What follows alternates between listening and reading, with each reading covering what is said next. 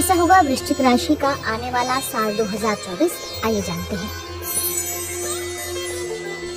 वर्ष की शुरुआत बहुत अनुकूल रहेगी। बुध और शुक्र वर्ष की शुरुआत में ही आपके प्रथम भाव में रहेंगे और पंचम भाव में राहु महाराज की उपस्थिति आपको प्यार में कुछ भी कर गुजरने वाला बनाएगी।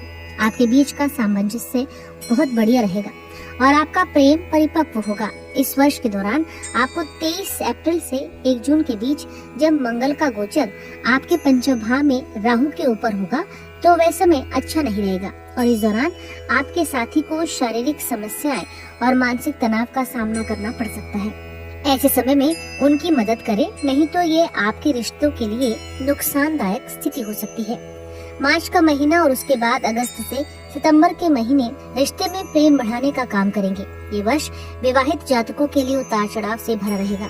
वर्ष की शुरुआत तो अच्छी होगी क्योंकि शुक्र और बुध आपके प्रथम भाव में बैठकर आपके सप्तम भाव को देखेंगे, जिससे आप और आपके जीवन साथी के मध्य तनाव में कमी आएगी।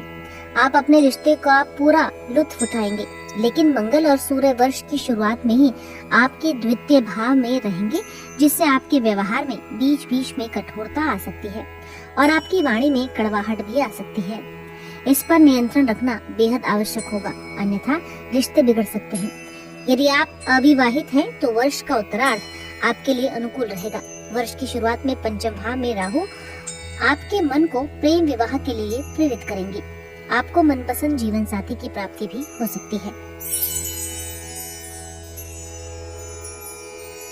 करियर के दृष्टिकोण से देखने पर पता चलता है कि ये वर्ष आपसे बराबर मेहनत कराएगा। आपके करियर में स्थायित्व आएगा। आप जिस नौकरी में लगे हैं उसी में टिके रहना पसंद करेंगे। हालांकि बीच बीच में ग्रह स्थितियां आपको नौकरी बदलने के लिए प्रेरित करेंगी, जिससे आप अवसर देखकर बदल भी सकते हैं। इस वर्ष आपके लिए बृहस्पति का सप्तम भाव में जाना भी अनुकूल परिणाम लेकर आएगा।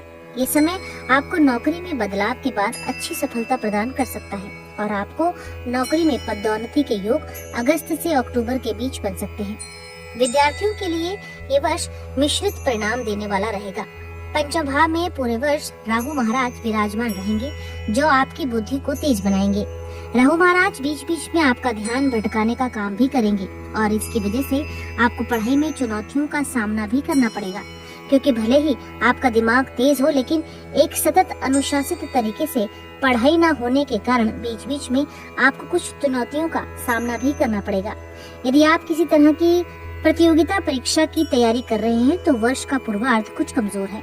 ग्रह स्थिति बताती है कि मई से लेकर अक्टूबर के बीच आपके किसी प्रतियोगिता परीक्षा में चुने जाने की सबसे अधिक संभावना बनेगी।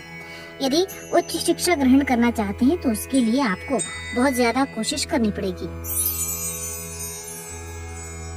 वृश्चिक राशि के जातकों को आर्थिक रूप से उन्नतिवान बनाने के लिए ये वर्ष बहुत अवसर प्रदान करेगा।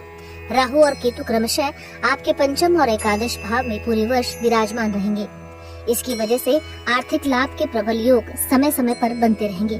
वर्ष की शुरुआत में मंगल और सूर्य भी आपके द्वितीय भाव में रहकर आर्थिक लाभ के योग बनाएंगे और शनि चतुर्थ भाव में बैठकर चल तथा अचल संपत्ति प्रदान करेंगे।